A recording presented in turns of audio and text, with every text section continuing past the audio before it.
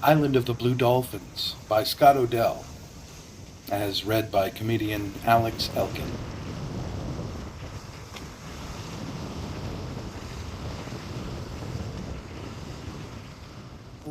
Chapter 20. I gathered 2 more canoe loads of abalone soon after that, mostly the sweet red ones, which I cleaned and carried to the house. Along the south part of the fence, where the sun shone most of the day, I built long shelves out of branches and put the meat up to dry.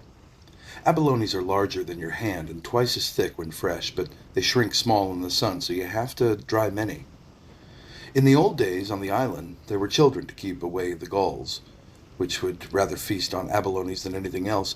In one morning, if the meat was left unguarded, they could fly off with a month's harvest.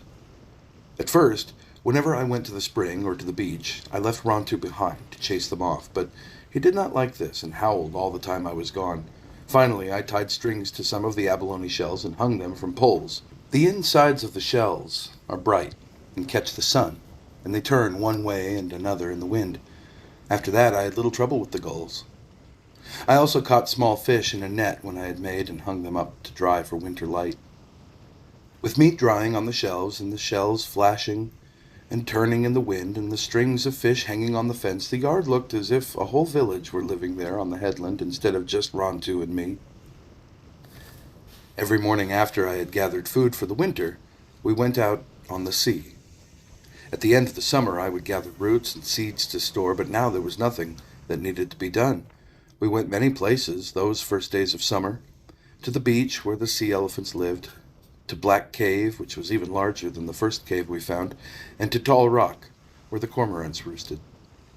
Tall Rock was more than a league from the island and was black and shimmering because it was covered with cormorants. I killed 10 of the birds the first time we went there, and I skinned and fleshed them and put them out to dry, for someday I wanted to make myself a skirt of cormorant feathers. Black Cave was on the south coast of the island, near the place where the canoes were stored.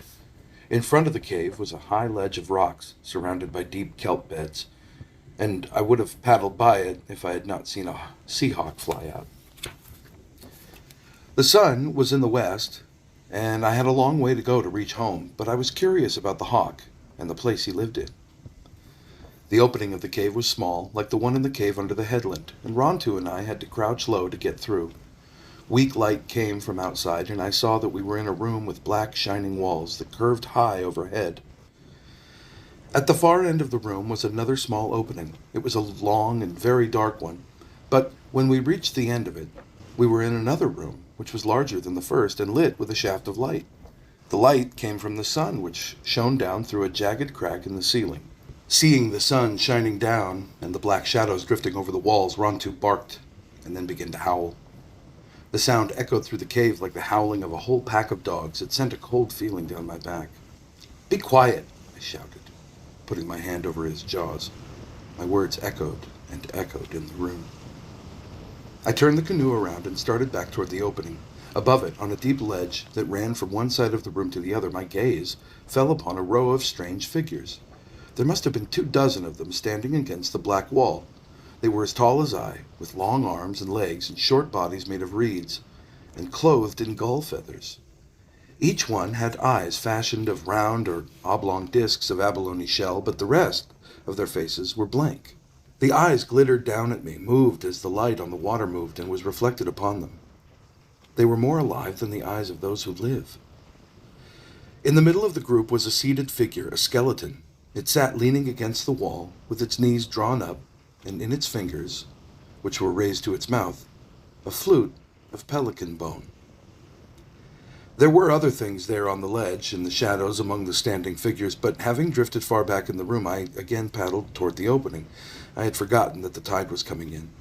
To my great surprise, the opening had narrowed. It was too small for me to get through.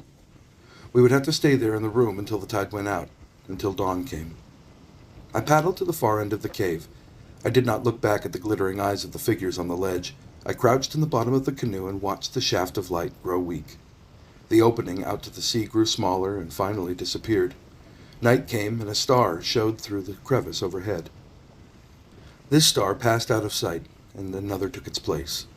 The tide lifted, the canoe higher in the room, and as the water lapped against the walls, it sounded like the soft music of a flute. It played many tunes through the long night, and I slept little, watching the stars change. I knew that the skeleton who sat on the ledge playing his flute was one of my ancestors, and the others with the glittering eyes, though only images, were too, but still I was sleepless and afraid. With the first light, another high tide almost setting, we left the cave. I did not look up at those standing quietly on the ledge or at the flute player playing for them, but paddled fast out into the morning sea. Nor did I look back. "I suppose this cave once had a name," I said to Rontu, who was glad to be free as I was. But I had never heard of it, or heard it spoken about. "We will call it Black Cave, and never in all our days go there again." When we came back from our voyage to Tall Rock, I hid the canoe in the cave below the headland. It was hard work, but each time I would lift the canoe from the water and onto the ledge, even though I planned to go out the next morning. 2 summers had come and gone, and the Aleut hunters had not returned, yet during these days I always looked for them. At dawn, as Rontu and I went down the cliff, I would watch the ocean for their sails. The summer air was clear, and I could see many leagues. Whenever we went in the canoe, I would never be gone longer than half a day. On the way home, I always paddled close to the shore and looked for them.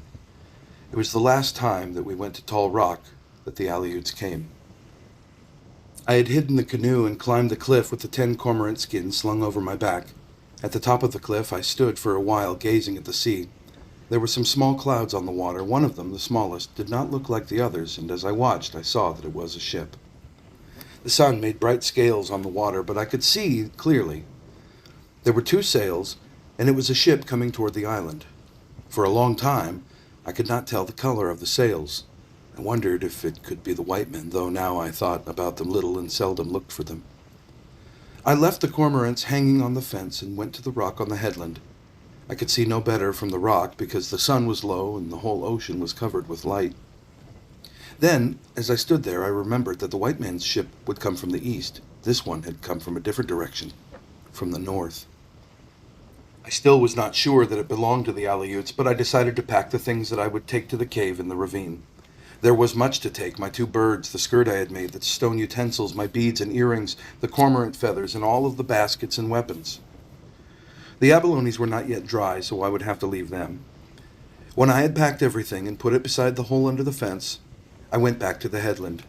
I lay on the rock so I would not be seen and peered over its rim toward the north. For a moment, I did not find the ship, and then I saw that it traveled faster than I thought it would. It was already rounding the kelp bed close to the rocks of Coral Cove.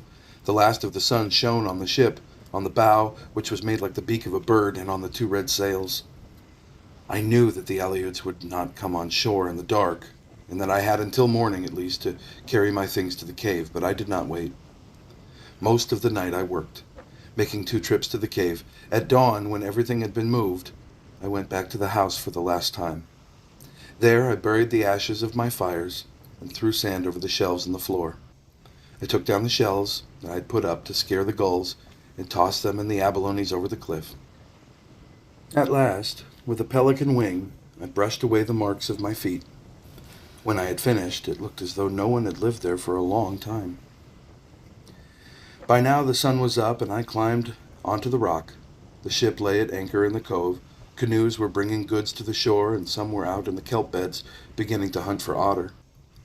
There was a fire on the shore, and beside it, a girl. She was cooking something, and I could see the fire shining on her hair. I did not stay long on the headland. Always in the past I had gone to the ravine by a different way so as not to wear a trail. This time, I went off toward the west, along the cliff, and then doubled back through the brush, being careful to leave no tracks. Rontu's prints did not matter because the Aleuts knew that there were dogs on the island. The cave was very dark, and I had trouble getting Rontu to go through the small opening. Only after I had crawled in and out several times would he follow me.